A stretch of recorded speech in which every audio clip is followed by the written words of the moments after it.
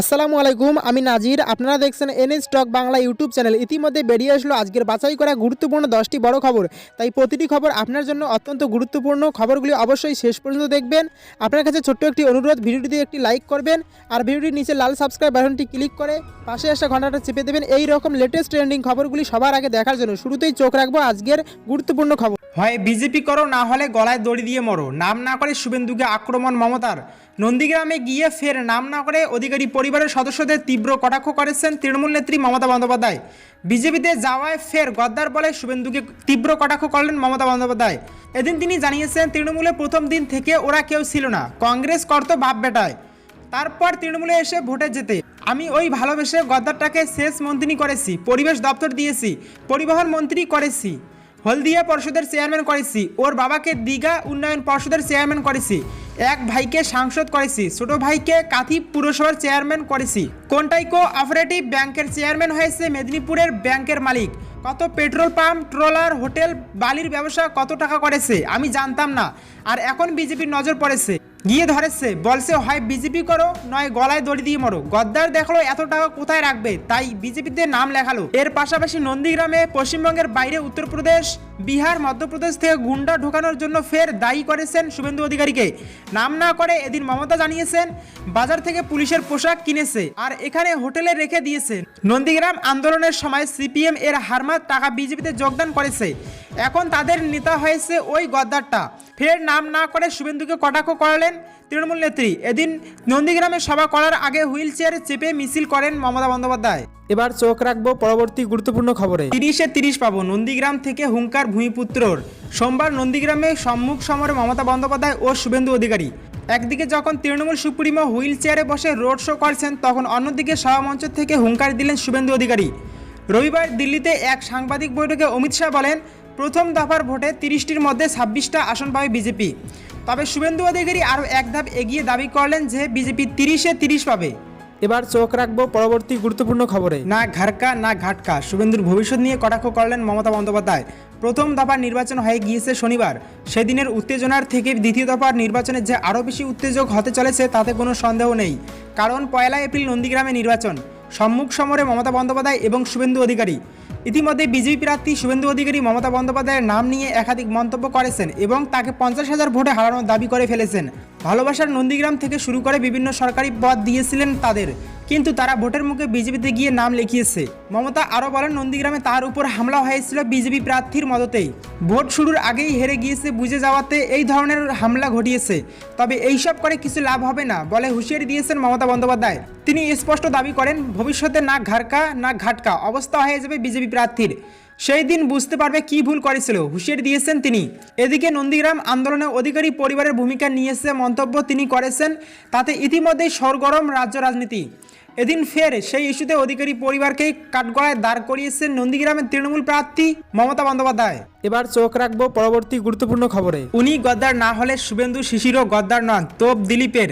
তৃণমূল ছেড়ে বিজেপিতে যাওয়ায় অধিকারী পরিবারের উদ্দেশ্যে কখনো নাম না করে আবার কখনো নাম নিয়েই গদ্দার ও মির্জাফর বলে কটাক্ষ করেন তৃণমূল নেত্রী মমতা বন্দ্যোপাধ্যায়। নন্দীগ্রামে গিয়ে শুভেন্দু শিশির অধিকারী উদ্দেশ্যে বারবার কটাক্ষ করেন মমতা বন্দ্যোপাধ্যায়। আর এবার মমতা বন্দ্যোপাধ্যায়ের পাল্টা দিলেন বিজেপির রাজ্য সভাপতি দিলীপ ঘোষ। এদিন খড়গপুরের সদরে প্রচারে গিয়ে অধিকারী পরিবারকে বারবার কটাক্ষ করায় তৃণমূল নেত্রীকে কড়া ভাষায় আক্রমণ করেন বিজেপির সাংসদ। তিনি বলেন, 10 বছর ধরে নন্দীগ্রামের মানুষ ওনার সঙ্গে ছিলেন, উনি কতবার নন্দীগ্রামে গিয়েছিলেন, কেন ওখানে একটা অফিস খুলে উন্নয়ন করলেন না?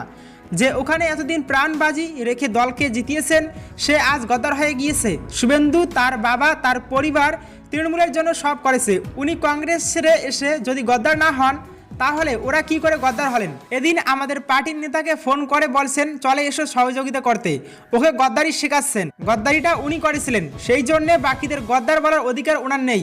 প্রথম দফার নির্বাচনে 84% ভোট পড়ায় আশাবাদী দিলীপ ঘোষ জানিয়েছেন, মর্নিং শো দ্যাট ডে শুরু হয়েছে ভালো, শেষ হবে ভালো। আমরা বারবার মানুষকে আবেদন করছিলাম, এগিয়ে এসে ভোট দিন, বাহিনী আছে, কমিশন আছে, নিজের অধিকার সুরক্ষিত করুন। মানুষ লাইনে দাঁড়িয়ে ভোট দিয়েছেন, ভোট কেন্দ্রে কোনো অসুবিধা হয়নি, তবে বাইরে সন্ত্রাসের পরিবেশ সৃষ্টি করা হয়েছে।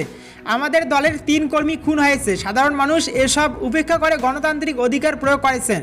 গত কয়েক বছর ওখানে ভালোভাবে ভোট দিতে পারেনি মানুষ, এখন ফলস্বরূপ বিজেপি ওখানে প্রায় সব আসন জিতছে। ওর অহংকার চূর্ণ হয়ে গেছে, এখন অনুনয় বিনয় করে বিভিন্ন লোককে ফোন করছেন, আবেদন নিবেদন করছেন, উনি ব্যাক ফুটে চলে গিয়েছেন। এবার চোখ রাখবো পরবর্তী গুরুত্বপূর্ণ খবরে। শুধু খেলা নয়, এবার পুরস্কার দেওয়ার ঘোষণা মমতার, চাইলেন তালিকা। ভোট ময়দানে নেমে খেলার ডাক আগেই দিয়েছেন মমতা বন্দ্যোপাধ্যায়, বলেছেন খেলা তো হবেই, মেয়েরা হাতাখুন্তি বটি হাতে খেলবে, ছেলেরাও বিজেপিকে বোল্ড আউট করবে। তবে আজ শুধু খেলার ডাক নয়, ঠাকুরচকের জনসভা থেকে করলেন পুরস্কার দেওয়ার ঘোষণা। সোমবার নন্দীগ্রামে ঠাকুরচকের সভা থেকে দলনেত্রী বলেন, তৃণমূল যখন চারাগাছ ছিল তখন আমরা সেটাকে পাহারা দিয়ে রেখেছি, সিপিএমের সমস্ত অত্যাচারের হাত থেকে রক্ষা করেছি। আজ তৃণমূল বটবৃক্ষ হয়ে গিয়েছে, মানুষের মাথার উপর ছাতা হয়ে গিয়েছে, তৃণমূলকে সরানোর অত সহজ নয়। সেই সঙ্গে অধিকারী পরিবারকে এক হাত নিয়ে বলেন, গদ্দাররা বলছে তারা নাকি তৃণমূল কংগ্রেসের জন্মলগ্ন থেকে ছিল। তৃণমূল কংগ্রেসের প্রথম দিন থেকে আমি এই দলের চেয়ারম্যান। কন্টাইতে 1998 সালের 1 জানুয়ারি তৃণমূল কংগ্রেস গঠিত হয়, আর ফেব্রুয়ারি মাসের ভোটের কন্টাই থেকে তৃণমূল কংগ্রেসের হয়ে দাঁড়িয়েছিলেন অখিলগিরি। সেই সময় গদ্দাররা কংগ্রেস করতেন, ওনারা তৃতীয় হয়েছিলেন, তৃণমূল দ্বিতীয় হয়েছিল, আর ভোট দখল করে প্রথম হয়েছিল সিপিএম। তাই তৃণমূলের জন্মের সময় ওনারা ছিলেন না। নাম না করেই অধিকারী পরিবারকে বিদে তৃণমূল সুপ্রিমো আরও বলেন, সিপিএমের হারমাদের হাত থেকে রক্ষা করতে কংগ্রেস থেকে বেরিয়ে এই তৃণমূল কংগ্রেস গঠন করেছিলাম। তৃণমূল ক্ষমতায় আসার আগে ওনারা 2-3 বার হেরেছিলেন, আমরা ক্ষমতায় আসার পর ওনারা জিততে শুরু করেন। এবার চোখ রাখবো পরবর্তী গুরুত্বপূর্ণ খবরে। বিজেপি ক্ষমতায় এলে মুখ্যমন্ত্রী কে হবে, মুখ ফুসকে বলে ফেললেন বিজেপি নেতা। তৃণমূল ক্ষমতায় এলে আবারও মুখ্যমন্ত্রী মমতা বন্দ্যোপাধ্যায় হবেন। সংযুক্ত মোর্চা ক্ষমতায় এলে আব্বাস সিদ্দিকী ঠিক করবেন মুখ্যমন্ত্রী কে হবেন, আর বিজেপি ক্ষমতায় এলে কে মুখ্যমন্ত্রী হবেন এটা জানা নেই কারোর। বিজেপি মুখ্যমন্ত্রীর নাম ঘোষণা করে নির্বাচনে লড়ছেন না, তবে অমিত শাহ এটুকু স্পষ্ট জানিয়ে দিয়েছেন যে বিজেপি ক্ষমতায় এলে বাংলার ভূমিপুত্রই হবেন মুখ্যমন্ত্রী। আর বিজেপির মুখ্যমন্ত্রী মুখ নিয়ে প্রশ্নের মাঝে বিজেপি নেতা শুভেন্দু অধিকারী নিজের মুখে যা বলেন তা নিয়ে তুমুল জল্পনা ছড়িয়েছে। রবিবার খড়গপুরে একটি সভা করেছিলেন বিজেপি নেতা শুভেন্দু অধিকারী। বিজেপি প্রার্থী হিরণ চট্টোপাধ্যায়ের সমর্থনে ওই সভা করেন তিনি। সেখান থেকে তৃণমূল এবং মমতা বন্দ্যোপাধ্যায়কে এক হাত নেন শুভেন্দু অধিকারী। তিনি খড়গপুরে দলীয় প্রার্থী হিরণ চট্টোপাধ্যায়ের জয় নিয়ে আত্মবিশ্বাসী। রবিবার শুভেন্দুবাবু বলেন, 2019-এ দিলীপ ঘোষ সাংসদ হওয়ার পর এই কেন্দ্রে উপনির্বাচন হয়েছিল, সেই সময় তৃণমূলের প্রার্থী জয় পেয়েছিল, ওটা একটা দুর্ঘটনা ছিল মাত্র। তবে সেই সময় প্রদীপ সরকারকেও জিতিয়েছিলাম আমি।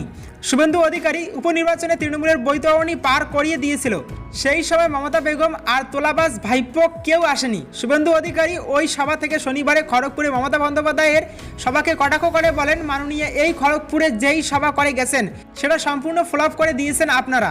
একটা হেলিকপ্টার, 2000 পুলিশ আর 1200 মানুষ নিয়ে সভা করেছেন মুখ্যমন্ত্রী মমতা বন্দ্যোপাধ্যায়। আপনারা এই কেন্দ্রে কে জিতবে সেটা শনিবার দিনই ইঙ্গিত দিয়ে দিয়েছেন, এবার শেষ পেরেক পোতার অপেক্ষা মাত্র। রবিবারের সভা থেকে শুভেন্দু অধিকারী বাংলার হবু মুখ্যমন্ত্রী নিয়েও জল্পনা উস্কে দেন। তিনি বলেন, বিজেপি ক্ষমতায় এলে দিলীপ ঘোষ আর আমি মিলে সরকার চালাবো। স্বভাবতই শুভেন্দুবাবুর এই মন্তব্যে বিজেপির মুখ্যমন্ত্রীর মুখকে সেটা কিছুটা হলে পরিষ্কার হয়েছে, আর এটাও বোঝা গিয়েছে যে বিজেপি ক্ষমতায় এলে শুভেন্দু অধিকারী সরকারের বড় ভূমিকা পালন করবেন। এবার চোখ রাখবো পরবর্তী গুরুত্বপূর্ণ খবরে। কেন নন্দীগ্রামে দাঁড়িয়েছেন স্পষ্ট করলেন মমতা বন্দ্যোপাধ্যায়। মার্চ মাসের 10 তারিখে আহত হয়েছিলেন তিনি। 18 দিন পর দোল পূর্ণিমার সন্ধ্যায় তিনি আবার নন্দীগ্রামে রেয়াপাড়া শিব মন্দিরে এখানেই বাড়ি ভাড়া নিয়েছেন। প্রথম সভা থেকে পরিষ্কার করলেন মমতা বন্দ্যোপাধ্যায় কেন তিনি নন্দীগ্রামের প্রার্থী। নাম না করেই শুভেন্দু অধিকারী সম্পর্কে রইল বাছাই বিশেষণ। ভোট ভাগের রাজনীতিকে তুলে ধরে বিঁধলেন সক্রিয় ভঙ্গিমায়। মমতা বন্দ্যোপাধ্যায় এদিন বলেন, নন্দীগ্রামের মানুষের যে লড়াই তাকে সম্মান জানানো কর্তব্য আমার, তাই নন্দীগ্রামে দাঁড়িয়েছি, এক কথায় সিদ্ধান্ত নিয়েছি। তার যুক্তি, এই সিদ্ধান্তের জনসমর্থন ছিল তা তিনি পরোক্ষ করেই নিয়েছেন। মমতার কথায় এখানকার ছেলেরা 2 হাত তুলে নাচতে শুরু করে, আমি দাঁড়াবো শুনেই। বিরোধীরা বলছে মমতা নন্দীগ্রামে দাঁড়ানোর সিদ্ধান্ত ভবানীপুরের পায়ের তলার মাটি আলগা বলে। মমতা উড়িয়ে দিলেন সেই তত্ত্ব, বললেন ভবানীপুরের মানুষ আপনজন, রোজ দেখা হয় তাদের সঙ্গে, সেখানে দাঁড়ালেও 50,000 ভোটে জিততাম। বাংলার যেখান থেকে ইচ্ছে দাঁড়াতে পারি, আমি নন্দীগ্রামকে সালাম এবং প্রণাম করার জন্যই এখানে দাঁড়িয়েছি। কিন্তু শুভেন্দু সিদ্ধান্ত নিয়েছেন কাটা দিয়ে কাটা তোলার। একদিকে যখন তৃণমূল বহিরাগত অস্ত্রে শান দিয়ে গিয়েছে, তখন শুভেন্দু অধিকারী মমতা বন্দ্যোপাধ্যায়কে বহিরাগত দেখে দিয়েছেন। মমতার উত্তর, আমি বাংলার মুখ্যমন্ত্রী, আমাকে বহিরাগত বলছে, লজ্জা করে না গুন্ডাদের। শুভেন্দু অধিকারী প্রথম থেকেই বলে আসছেন মমতার ভরসা সংখ্যালঘু ভোট, পাশাপাশি তিনি খোলাখুলি হিন্দু ভোট একজোট করতে নেমে পড়েছেন। মমতা বিষয়টিকে তুলে আনলেন রিয়াপাড়ার প্রথম সভা থেকে নাম না করে বললেন, আজ হিন্দু মুসলমান করছে, তুমি 2 নম্বরই। কাল টুপি পরেছিলে, আজ গেরুয়া পরেছো। নন্দীগ্রামবাসীকে ঐক্যের বার্তা দিয়ে মমতা বলেছেন, আরেকবার আন্দোলন হলে একজন আরেকজনকে বাদ দিয়ে হবে। ইতিমধ্যে তৃণমূলের তরফ থেকে নির্বাচন কমিশনে একাধিকবার অভিযোগ জানানো হয়েছে যে নন্দীগ্রামের অনেক জায়গায় বহিরাগতদের লুকিয়ে রাখা হয়েছে। সরাসরি নাম নেওয়া হয়েছে শুভেন্দু অধিকারীর। মমতা সেই প্রসঙ্গটিও টানলেন, বললেন নন্দীগ্রামে অনেক জায়গায় বিহারের গুন্ডাদের লুকিয়ে রেখেছে, পুলিশের ড্রেস পরে ভয় দেখাবে। আপনারা 1 মাস ধরে লড়েছেন, আপনাদের ভয় দেখাবে। এবার চোখ রাখবো পরবর্তী গুরুত্বপূর্ণ খবরে। ভোটেও ভাঙন ধরালো তৃণমূল। আইএসএফ থেকে রাজ্যের শাসক দলে যোগ দিলেন 3 নেতা। ভোট চলাকালীন ফের দলবদল। এবার সংযুক্ত মোর্চা ভোটে ভাঙন ধরালো রাজ্যের শাসক দল। আইএসএফ থেকে বেশ কয়েকজন সদস্য সোমবার যোগ দিলেন তৃণমূলে। এদিন তৃণমূল ভবনে রাজ্যের পুরমন্ত্রী ফিরহাদ হাকিমের হাত থেকে দলীয় পতাকা তুলে নিলেন আইএসএফ সদস্য কওসার আলী মল্লিক ওরফে হাজী মোহাম্মদ আব্দুল মেনন আব্দুল মাহমুদ। ফিরহাদ হাকিমের মতে সিপিএমের সঙ্গে আইএসএফ জোট নিয়ে তাদের আদর্শগত আপত্তি রয়েছে, তাই সেই দল ত্যাগের সিদ্ধান্ত নিয়েছেন। 21-এর বিধানসভা ভোটে একযোগে তৃণমূল ও বিজেপির বিরুদ্ধে লড়াইয়ে নেমেছে বাম কংগ্রেস আইএসএফ, যার আনুষ্ঠানিক নাম সংযুক্ত মোর্চা। ফেব্রুয়ারির 28 তারিখ ব্রিগেডের মঞ্চে বাম নেতাদের পাশাপাশি বক্তব্য রেখেছেন আইএসএফ প্রতিষ্ঠাতা ফুরফুরা শরীফের পীরজেতা আব্বাস সিদ্দিকী। যদিও এই ভোটের আরেক শরিক কংগ্রেস মোটেই ইন্ডিয়ান সেকুলার ফ্রন্টের অন্তর্ভুক্তি ভালোভাবে মেনে নেয়নি। আসন বন্টন নিয়ে যথেষ্ট জটিলতা হয়েছে। শেষ পর্যন্ত অবশ্য নিজেদের মধ্যে সমঝোতা করে আসন ভাগাভাগি করেছে বাম কংগ্রেস আইএসএফ। কিন্তু এরপরেও আইএসএফ বামের সমীকরণ মেনে নিতে পারেননি দলেরই কেউ কেউ, তারাই দল ত্যাগের সিদ্ধান্ত নিয়েছেন। সোমবার দুপুরে তৃণমূল ভবনে পৌঁছন কওসার আলী মল্লিক ওরফে হাজী মোহাম্মদ আব্দুল মেনন আব্দুল মাহমুদ। এদের মধ্যে হাজী আইএসএফ এর ভাইস প্রেসিডেন্ট এবং 2 24 পরগনার পর্যবেক্ষক, আব্দুল মেনন এবং আব্দুল মাহমুদ কেন্দ্রীয় কমিটির সদস্য, অর্থাৎ 3 জনই সংগঠনের গুরুত্বপূর্ণ সদস্য। এদের বক্তব্য, একদা বামেদের বিরুদ্ধেই মমতার পাশে দাঁড়িয়েছেন আব্বাসরা। এখন মমতার বিরুদ্ধে গিয়ে ফের বামেদের হাত ধরলে তা কিসের সমর্থনযোগ্য হয়? এখন কমরেড আব্বাস সিদ্দিকীর অধীনে তারা আর রাজনীতি করতে চান না বলেই মমতা বন্দ্যোপাধ্যায়ের দলে যোগ দিয়েছেন। তাদের সকলকে এদিন দলে স্বাগত জানিয়েছেন ফিরহাদ হাকিম। এবার চোখ রাখবো পরবর্তী গুরুত্বপূর্ণ খবর। আবারও তৃণমূল ও বিজেপির সংঘর্ষে উত্তপ্ত আমডাঙ্গা, আহত 10। আমডাঙ্গা রাহানে এলাকায় তৃণমূল ও বিজেপির কর্মী সমর্থকদের মধ্যে সংঘর্ষ। 3 বিজেপির সমর্থকের বাড়ি ভাঙচুর। 2 দলের সমর্থকদের হাতাহাতি সংঘর্ষে আহত উভয় পক্ষের 10 জন। ঘটনাস্থলে আমডাঙ্গা থানার পুলিশ। এলাকায় উত্তেজনা। আমডাঙ্গা থানার রাহানে গ্রামে তৃণমূল ও বিজেপির কর্মী সমর্থকদের মধ্যে সংঘর্ষ, আহত 2 পক্ষের 10 জন। বিজেপি করার অপরাধে 3 বিজেপি সমর্থকের বাড়ি ভাঙচুর করা হয়েছে বলে অভিযোগ। অভিযোগের তীর শাসক দল তৃণমূল কংগ্রেসের দিকে। অভিযোগ অস্বীকার করে তৃণমূল কংগ্রেস। বিজেপি সমর্থকদের দাবি তারা বিজেপির সমর্থক, সেই জন্য বিভিন্ন সময় হুমকি দেওয়া হচ্ছিল। আজ বাড়ি ভাঙচুর করে মারধর করে বলে অভিযোগ। অন্যদিকে তৃণমূল কংগ্রেসের সমর্থকদের দাবি, মদ্যপ অবস্থায় বিজেপির কর্মী তাদের উপর চড়াও হয় ও ব্যারাকপুর সাংসদ অর্জুন সিং মস্তান হয়েছে বোমা আনবেন, এই নিয়ে তর্কাতর্কি হয়। তারপর 2 দলের সমর্থকদের হাতাহাতি সংঘর্ষ হয়। সংঘর্ষে 2 দলের 10 সমর্থক আহত হয় বলে অভিযোগ। খবর পেয়ে ঘটনাস্থলে যায় আমডাঙ্গা থানার পুলিশ। 2 পক্ষই আমডাঙ্গা থানায় অভিযোগ দায়ের করেন।